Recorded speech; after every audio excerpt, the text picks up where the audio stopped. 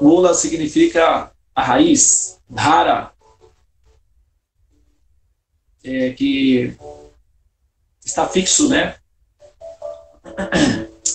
Então, aquele que está fixo na raiz, Muladhara, é o chakra base.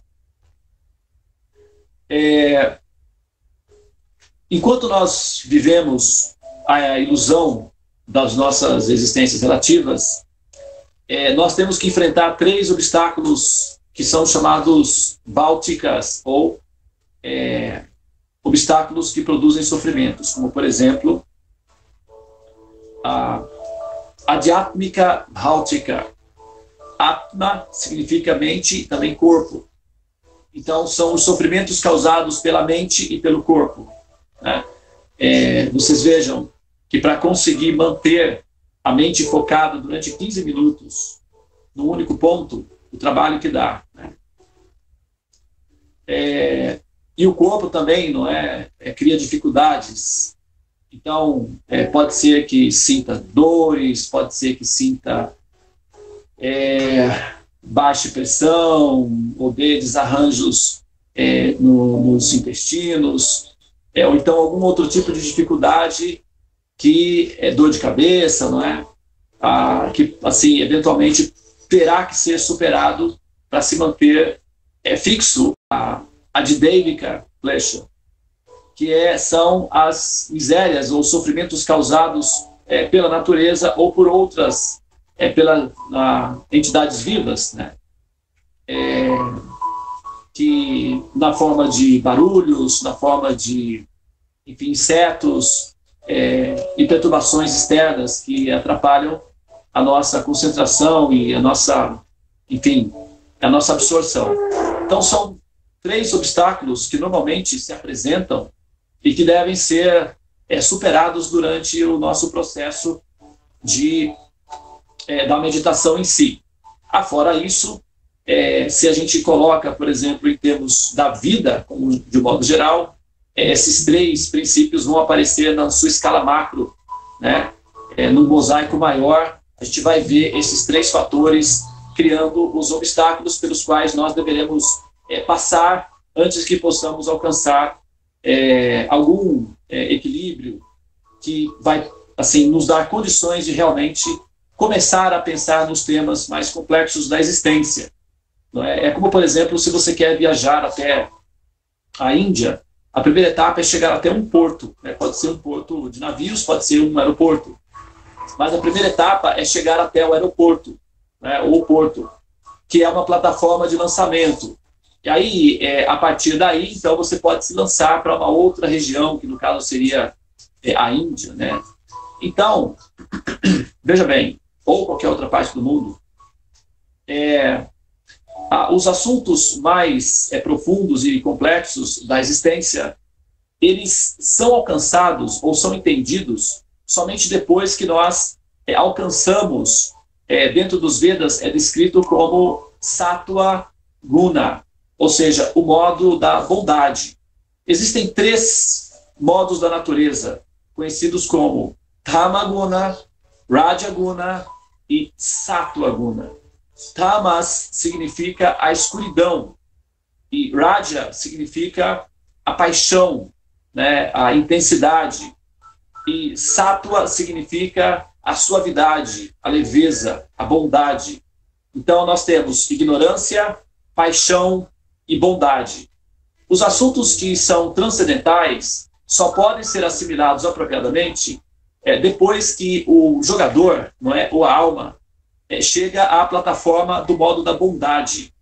E na plataforma do modo da bondade, a adicção e o êxtase da escuridão está ausente, né? E é nesse ponto que eu quero já aproveitar para entrar nesse ponto no entendimento daquilo que seria o Muladhara Chakra. Tá?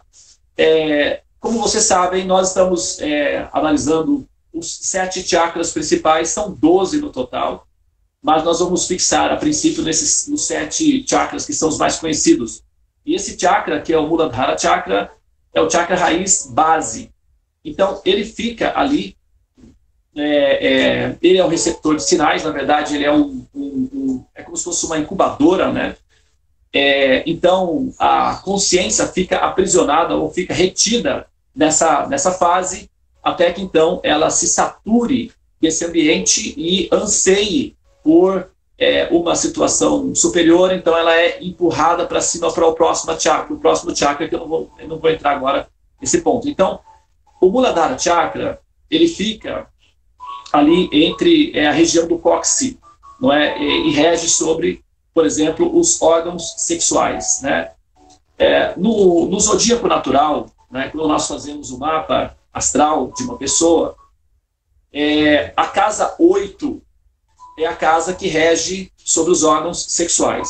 Então nós temos a casa 1 é a cabeça, a casa 2 a boca, a casa 3 a garganta, a casa 4 o peito, o 5 o estômago, a casa 6 os intestinos, a casa 7 as venéreas, que são as veias que produzem o êxtase erótico, né, os hormônios do desejo sexual. E depois nós temos a casa 8, que representa os órgãos sexuais propriamente ditos e os sistemas de eliminação, né, que são o sistema excretor.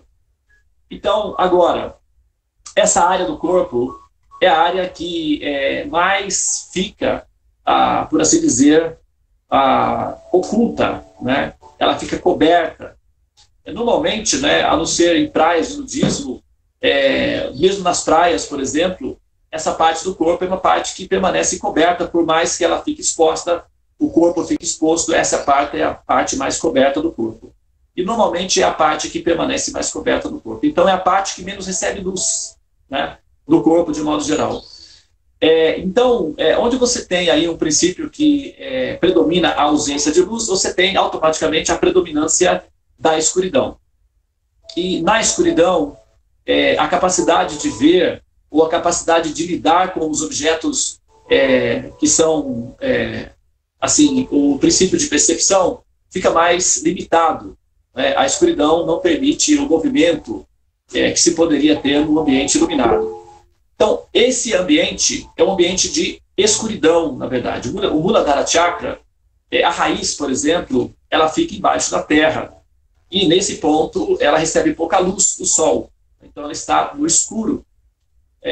Quando a alma ou a consciência está aprisionada nessa primeira etapa do Muladhara Chakra, então normalmente ela se vicia nos êxtases produzidos pela escuridão, né?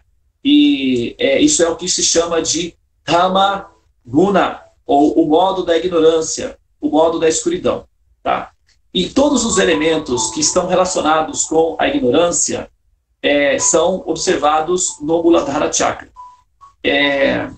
Esse chakra, como ele é o princípio original, ele é o impulso inicial, ele representa também os processos de reprodução, não é? Que é baseado no movimento do desejo sexual.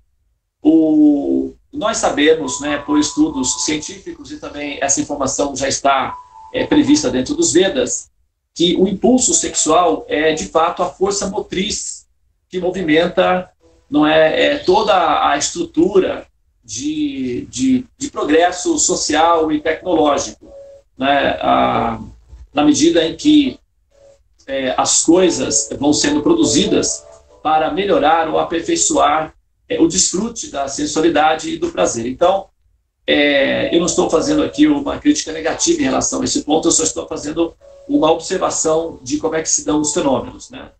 Então, o impulso sexual, na verdade, ele é a matriz de todo o movimento psíquico humano. Todos os seres humanos estão mais ou menos girando ao redor desse ponto em algum nível, né? Quando se está totalmente aprisionado no Muladhara Chakra, então a pessoa realmente viverá exclusivamente em função desse impulso sexual. E esse impulso sexual, basicamente, é o princípio biológico observado em todos os animais, né? Assim, inclusive, alguns sábios, eles fazem um trocadilho, né? Interessante, né? Eles dizem o seguinte: os animais fazem 4 coisas sobre 4 patas. e o ser humano fazem as mesmas coisas sobre 4 rodas, que é comer, dormir, acasalar-se, que é a geração de subprodutos, e, finalmente, defender-se. Né? Então, comer, dormir, defender e acasalar-se são atividades semelhantes tanto aos animais quanto aos seres humanos, sendo que os seres humanos, por possuir uma diversidade intelectual, um processador, vamos dizer, mais atualizado que os animais, então ele faz isso com uma certa sofisticação tecnológica, porém, o princípio biológico básico é o mesmo: comer, dormir, defender e acasalar-se. E o processo de evolução espiritual significa justamente superar esse impulso biológico básico que nos pressiona a viver em função desses quatro princípios que são inerentes tanto aos seres humanos quanto aos animais. E é nesse ponto em que a consciência é convidada, então, a pensar sobre os assuntos que justificam o sentido da existência. E o aforismo védico para isso é Hamasi Madhyoti Gamaha. Agora que você já experimentou o êxtase da ignorância e da escuridão, que tal experimentar a satisfação produzida pela iluminação? Portanto, desperta. Assim, veja bem, não tem como nós superarmos a pressão exercida por esse chakra base, que é a primeira série, a série, o ABC do processo da existência, da liberação do ciclo de nascimentos e mortes, se nós não aprendermos, por exemplo, a nos livrarmos da letargia, né, da preguiça, que é produzida pelo êxtase da ignorância. Para quem me conhece, né, sabe que às vezes eu sou até um pouquinho, bem reticente, não reticente, mas assim, bem insistente, melhor dizendo, bem insistente no ponto de se acordar cedo. Né, algumas pessoas pensam, mas o Devananda fica insistindo para a gente acordar cedo, isso daí é meio perturbador. Isso, para mim, já não. Então, isso pode ser por vários fatores, né? Claro, por condicionamento principalmente, né? Ou por problemas de saúde e tal, etc. Por vários motivos.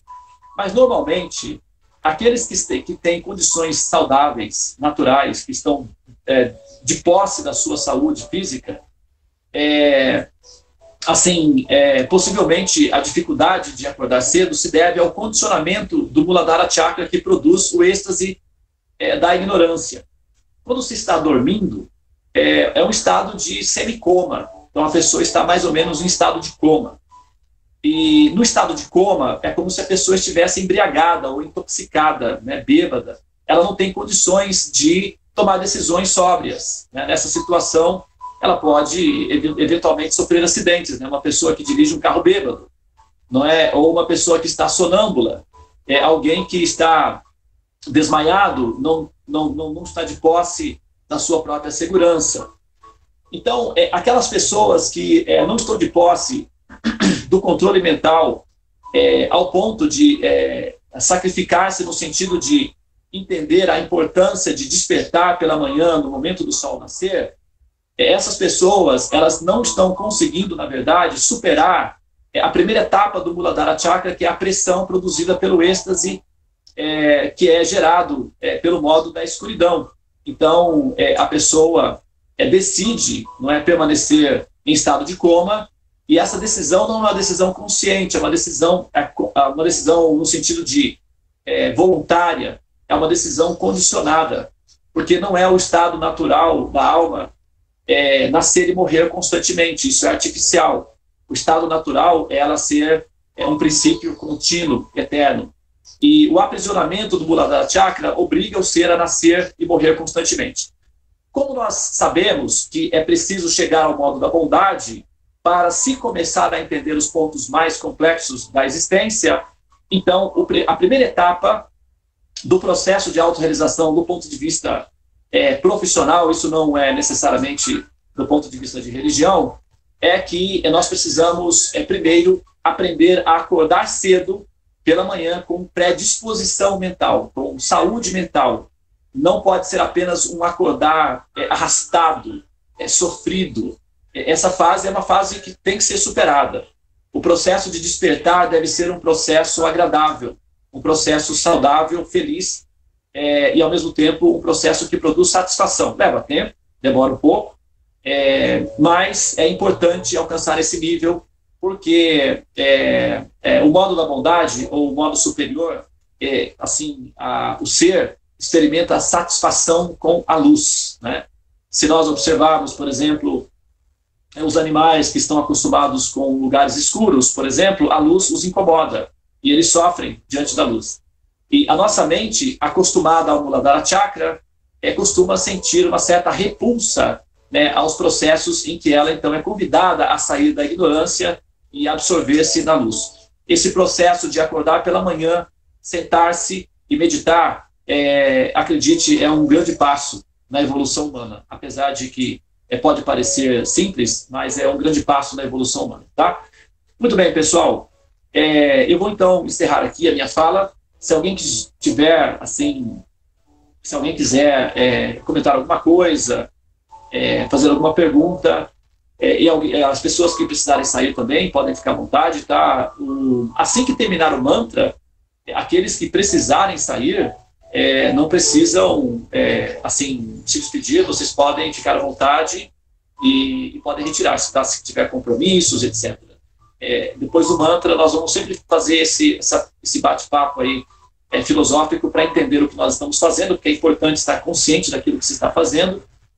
Na verdade, eu não cobri, né, o assunto do Muladhara Chakra ainda, eu estou apenas na parte introdutória do tema do Muladhara Chakra, mas a gente vai ter tempo, nós vamos ficar falando sobre esse assunto por algum tempo, então vamos aos poucos e eu vou interromper aqui, tá bom, pessoal?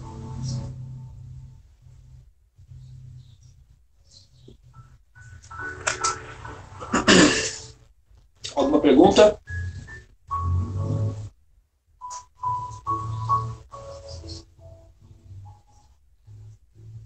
Muito bem. Não tem perguntas, comentários? Se alguém quiser fazer alguma coisa. Eu tenho pergunta. Pode fazer, então. Sobre o chakra, você falou, o chakra básico, quando o ser está mais... eu não sei se a palavra evoluído seria a palavra correta, mas ele está mais consciente, talvez seja essa a palavra. No caso, ele seria utilizado mais para a reprodução, seria isso? E não para a satisfação dos desejos sexuais, no caso? Você está falando da questão do impulso sexual, é isso? Exato, do impulso sexual. Tá. Bom, na verdade, assim, se não houvesse o prazer do êxtase erótico, não haveria reprodução, né? Inclusive, veja bem, vamos fazer uma autópsia aí da situação em si. Vou colocar a metáfora de um bebê, por exemplo, né? Um bebê, ele na verdade, do ponto de vista médico, biológico, puramente biológico, eu falei isso da outra vez passada, um bebê, ele é um parasita no corpo, tá? Então, o que acontece? Ele pode, inclusive, matar o hospedeiro, que é a própria mãe. O útero, ao contrário do imaginário, né, que se tem, que é a ideia mais assim, né, observada, é que o útero é o abrigo, é o que dá abrigo ao bebê. Na verdade, não é bem assim. O útero, na verdade, ele reúne as condições mediante as quais o parasitinha, no caso, que seria o bebê humano, vai conseguir enraizar-se e reproduzir, ou seja, vai conseguir desenvolver-se. Então, o útero, ele se sente incomodado com essa presença invasora, que é o corpo, né? O corpo entende isso como uma invasão. E ele vai, então, atacar o invasor, que é o embrião. Ele vai fazer de tudo para atacar. E, na medida em que ele vai atacando, a possibilidade é de que ele consiga eliminar o embrião. Se ele conseguir, nas primeiras fases, a mulher aborta. Senão, o invasor permanece ali por algum tempo. e o útero vai, então, continuamente tentando eliminar esse invasor, até que finalmente, aos 9 meses, possivelmente, o invasor já não consegue mais extrair o que ele poderia do corpo, então ele se enfraquece, digamos assim, não é? E o útero finalmente consegue eliminar, ou expelir, ou expulsar esse invasor, né? Como se fosse uma dominação de um país sobre outro. Ele permanece ali por um tempo, depois o país se liberta, né, da dominação. Se for analisado assim, só dessa forma, se for entendido só dessa forma, quem vai produzir filhos? Quem vai querer ter filhos? Que mulher aceitaria uma situação dessa, sabendo, observando a questão puramente biológica? Não haveria reprodução humana. Mas o que faz com que nós, assim, desejemos, apesar de todos os riscos, apesar de todas as condições mencionadas, ainda assim nós desejamos filhos e até gostamos disso tudo? Isso se deve ao impulso do êxtase do amor. O princípio de amor e de afeição é o que nos impulsiona a reproduzir e a ter filhos. Se sair essa emoção da operação, a humanidade entra em extinção. Não haverá reprodução. Por exemplo, as sociedades da Europa estão basicamente, eles estão desesperados porque eles estão entrando em extinção. Por isso que eles estão dando passaportes para descendentes. A Itália, por exemplo, está dando passaporte para todo mundo. Você tiver um resíduo de descendência, eles já dão passaporte. Por quê? Porque as mulheres europeias, devido à decepção e à depressão de 2 guerras mundiais, não querem mais reproduzir filhos, porque eles fazem guerras, são perigosos, então elas estão decepcionadas com filhos. E elas não querem mais ter filhos, além de que, né, a dificuldade de educar adolescentes nesse período.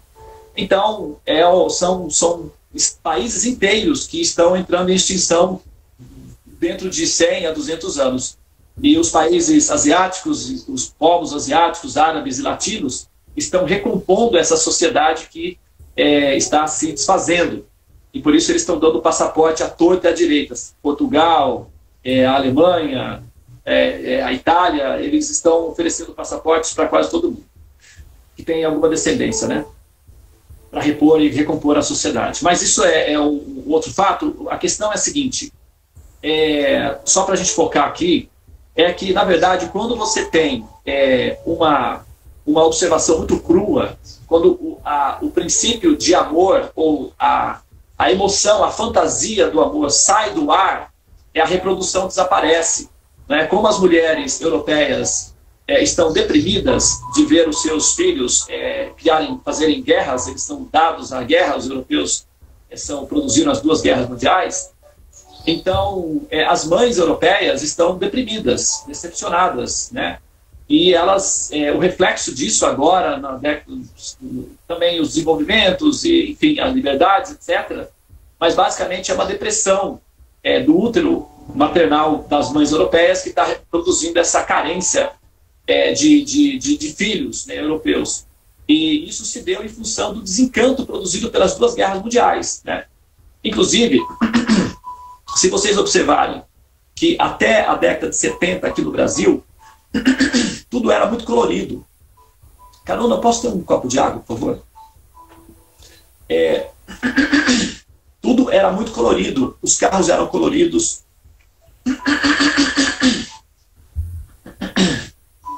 Desculpa, pessoal.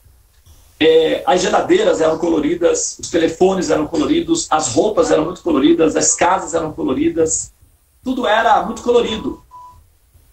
E, de repente, depois na década de 80, mais ou menos, começaram a desaparecer as cores das casas, dos automóveis, das coisas, e ficou tudo preto e branco, que dá a combinação de preto e branco da cinza. A cinza, a cor cinza, é a cor descrita por aqueles que estão em depressão. Eles veem a predominância das cores para aqueles que estão em depressão é a cor cinza, né, que é uma combinação de preto e branco. Então, se vocês olharem nos carros, se saem na rua e olham os carros, a predominância é preto e branco. E quando você junta essas 2 coisas, você tem o cinza, né, que é a cor da depressão. Como a América Latina demora um pouco para receber o impacto produzido pela cultura europeia, A Segunda Guerra Mundial ficou terminada em 1945, 1950, então demorou 30 anos para o efeito da depressão chegar na América Latina. Mais ou menos na década de 80, as cores também começaram a desaparecer daqui do Brasil. E se você vai à Europa, por exemplo, você vê as construções antes da Segunda Guerra Mundial e as construções depois da Segunda Guerra Mundial, na arquitetura, fica evidente a depressão coletiva. Então, nesse estado de depressão, as pessoas ficam desencantadas. E o desencanto faz com que as coisas morram. Não é? A depressão é um estado mórbido que leva a pessoa a uma sensação de morte, de pré-morte, é uma experiência de morte, digamos assim. Uma morte é uma morbidez, né? É uma experiência tétrica.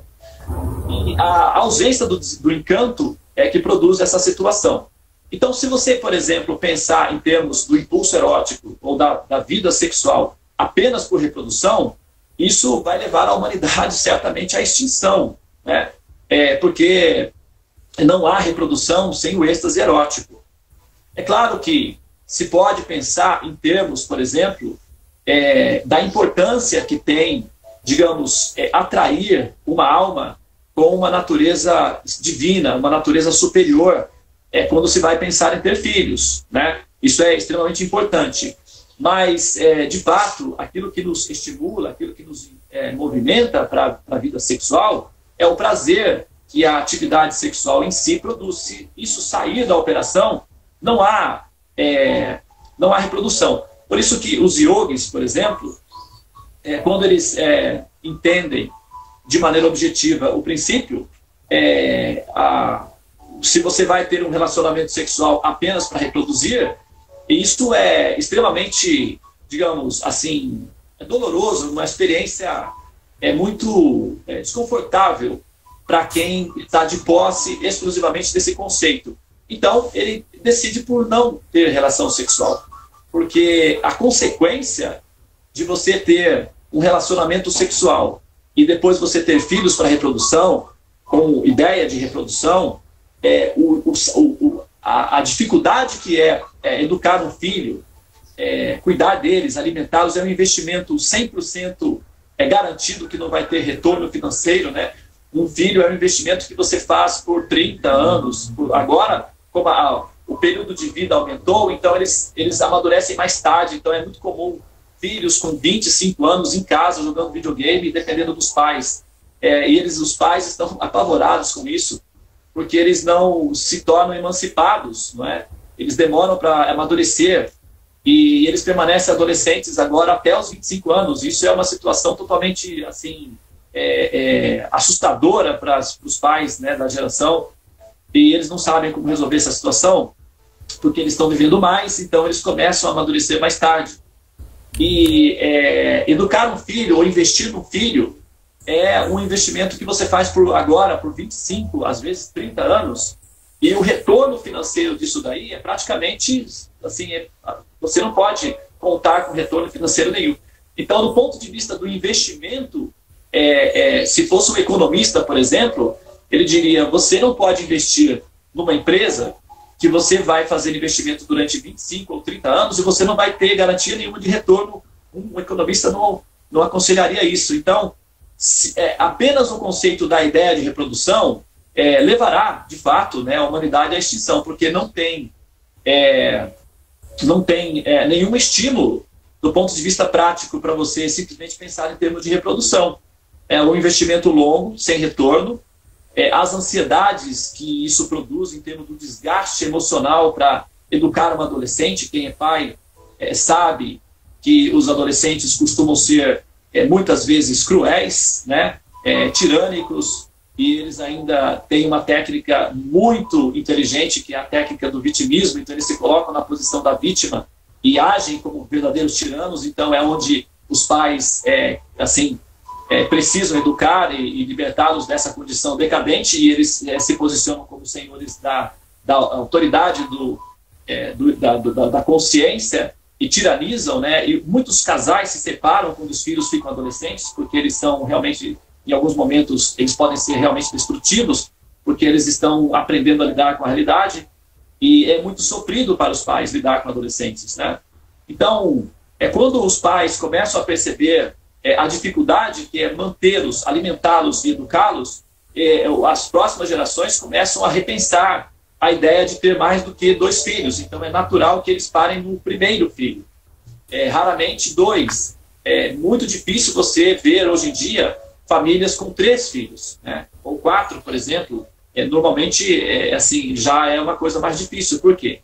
A experiência do contato, do processo de educar crianças, filhos, é algo que, contabilizado a médio e longo prazo, produz uma reflexão profunda de repensar, não é, a posição de se realmente uma pessoa deveria fazer isso ou não, e as consequências que isso geraria. Então, o desgaste emocional e o investimento físico em termos de trabalho que você tem que fazer para manter um filho é praticamente um investimento tão sério que os governos europeus pagam as mães para ter filhos. Elas não querem. E o governo dá uma bolsa financeira para que a mãe tenha filho, porque os casais não querem. O investimento é muito alto e o desgaste emocional é muito grande. As pessoas estão desenvolvendo depressão e estão se suicidando muito. É assustadora a situação e o governo precisa repor o contingente de população, então eles estão pagando as mães para terem filhos. As mães europeias não querem, porque elas estão deprimidas devido a que os filhos gostam de fazer conflitos e guerras, então elas não querem filhos mais. Aí o que o governo faz? Dá passaportes para descendentes europeus, para que eles venham morar nos seus países, e dá voucher, que é cupons mensais em dinheiro para que as mães tenham filhos. Então, se você vai a um país europeu e você pode ter filhos ali, o governo paga para você fazer isso. Então, é um investimento. Se tornou uma questão de investimento.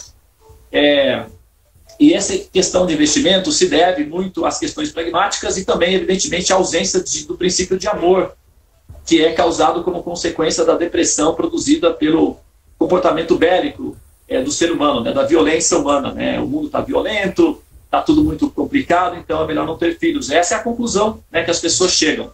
Então, o discurso de que o sistema de reprodução ou de relacionamento para a vida sexual deve ser aplicado apenas no princípio de reprodução. Então, isso é uma orientação para yogis, é uma orientação específica para aqueles que querem retirarem-se da vida sexual por completo. Imagina que você tem ali o momento do ato do momento sexual, vai com os movimentos do estímulo e tal, vamos dizer que tudo dure 1 hora, né? E o êxtase erótico são 15 segundos, e o resultado disso são 30 anos depois de investimento. Então as pessoas começam a repensar realmente se isso é válido e tal, e o resultado é que a população diminui, né? E os governos têm que repor as populações. Os países árabes, em que o estímulo, né, como eles são países, a tradição é muitos filhos, produzir filhos e tal, então eles estão... O islamismo, por exemplo, é a religião que mais cresce no mundo, mas não porque eles fazem adeptos, mas porque eles se reproduzem mais. Então o número de pessoas aumenta, né? Bom, então é isso, tá? Claro que quando você vai pensar em termos da vida sexual, o prazer e o impulso de prazer, evidentemente, que é o que comanda, necessariamente é o que comanda, é o que estimula, é o que está envolvido. Agora, o que se deve pensar é a qualidade do ser que vai ser trazido, né, como consequência desse processo. E, claro, não pensar em termos... não nem pensar, porque, na verdade, é necessário que haja amor, né, para que essa operação toda, enfim, possa ser levada a cabo a longo prazo, porque muitos pais desistem dos seus filhos também, né? Muitos fogem, homens principalmente, que são menos compassivos. O princípio masculino, ele é quase psicopata, praticamente falando, né? Ele deixa de ser, assim, psicopata quando ele se torna mais feminino, aí ele fica maternal. Mas, biologicamente, se você observa na natureza, os animais masculinos, né, o princípio biológico masculino, ele deixa a semente e vai embora. Ele não quer nem saber se o bebê morreu. Quem cuida é a mãe, é o princípio feminino. Então, o princípio feminino, ele é compassivo, ele é mais dedicado, ele é mais amor. É por isso que, na medida em que as sociedades evoluem, o princípio feminino se torna mais proeminente, porque é o princípio de amor. Mas o princípio masculino é meio psicopata, então ele facilmente abandona os seus filhotes, e as mães é que cuidam, ou então eles morrem. Então isso é, assim, a frieza da psicopatia, né? Então os homens, quando se deparam com a imensa dificuldade de lidar com filhos, e com a situação logística que isso exige deles, eles vão embora e deixam as mulheres para trás com os filhos. Isso é a natureza biológica inferior do ponto de vista da evolução, da existência, presente no princípio masculino. O princípio feminino, ele é superior em termos da compaixão em si. Isso pode ser provado biologicamente, não é uma opinião meramente religiosa, é uma questão que pode ser rastreado biologicamente, né?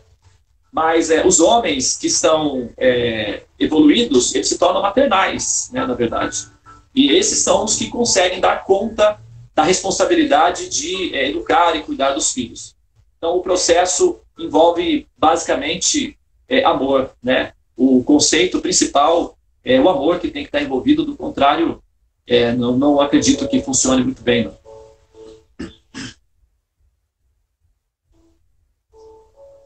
Ok? Muito bem, pessoal. Olha só. Eu vou finalizar agora. Eu vou fechar aqui com uma orientação que foi dada por Jesus, né?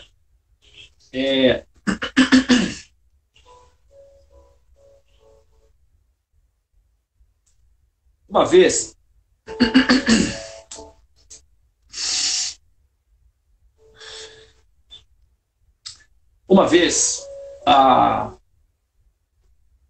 uma pessoa se aproximou de Jesus. Isso tem a ver com o mantra que nós entoamos, porque nós repetimos o mantra, né? Uma pessoa de fora olha e pensa assim, isso é como papagaios que repetem constantemente uma coisa só. Então, para a gente poder entender isso melhor, eu vou dar a própria metáfora de Jesus, né? Uma vez uma pessoa se aproximou dele e disse o seguinte: mestre, qual é o fundamento que justifique a oração? Qual é o mistério por detrás da oração? O que significa orar? Não é? O que justificaria? Qual a explicação justificaria a necessidade de nós fazermos orações, por exemplo? Então ele deu a seguinte metáfora. Bom, imagine que você está na sua casa quieto, sossegado, em paz. E aí chega um visitante, né? A nossa cultura nos obriga a alimentar o visitante por 3 dias, na sua própria casa. Depois de 3 dias, você pode pedir para o visitante: ei, amigo, você pode partir já. Se o visitante querer ficar mais que 3 dias, aí ele se torna um cooperador, tem que trabalhar. Se não, pode pedir para ele ir embora. Mas durante 3 dias nós somos obrigados a alimentá-los, né? Ele não falou tudo isso, mas subentende-se por causa da cultura, tá? Então ele disse o seguinte: imagine que alguém está chegando na sua casa e é de noite e você não tem pão. Então o que você deve fazer? Você vai ao vizinho e bate na porta do vizinho e diz: fulano, você tem pão que você possa me dar? Porque eu estou com um vizinho em casa e eu não tenho como alimentá-lo. Por favor, me dê pão. E o seu vizinho está dormindo. Ele está se sentindo incomodado, ele não quer sair da cama, ele está dormindo. Então ele diz: fulano, me deixe em paz, vá embora. Bom, você não tem outra alternativa, a não ser insistir. Então você bate de novo. E você diz: mas fulano, você é a minha única alternativa, por favor, me atenda. E bate de novo na porta. Então, o seu vizinho levantará, pegará o pão, entregará a você e dirá: está satisfeito? Agora, por favor, deixe-me dormir. Essa é a natureza da oração. Você deve continuar insistindo, insistindo, insistindo, até que você convença o Senhor Supremo de que as suas intenções são reais. Normalmente nós somos superficiais, egoístas e preguiçosos. Queremos as coisas rápido, sem muito esforço. e ser atendidos imediatamente como crianças egoístas. Então, diante de Deus, todos esses truques não funcionam. Diante de Deus só funciona determinação, predisposição e seriedade. Não basta ser sincero. Sincero não é suficiente, porque uma pessoa sincera pode ficar, digamos assim, acomodada. Uma pessoa séria será determinada. Então, a natureza da oração é insistir constantemente. Tá? Então, o Mahamantra, ele tem a prerrogativa, dentro dessa metáfora, ele é uma insistência constante. Né? Então, nós ficamos entoando o Mahamantra constantemente até que nós aprendamos a interagir com o Mahamantra de maneira orgânica. Isso nos permite a nossa ligação com o Supremo ao ponto de, em algum momento, também atrair a atenção de Deus e do Supremo em relação a nós, nesse caso, né, numa fase mais assim, mais adiante do Mahamantra. O nosso processo não é necessariamente, a princípio, alcançar o Supremo, mas fazer com que o Supremo se interesse por nós. E para isso nós estamos buscando a nossa qualificação pessoal, e a primeira delas é a predisposição de estar felizes diante de Deus.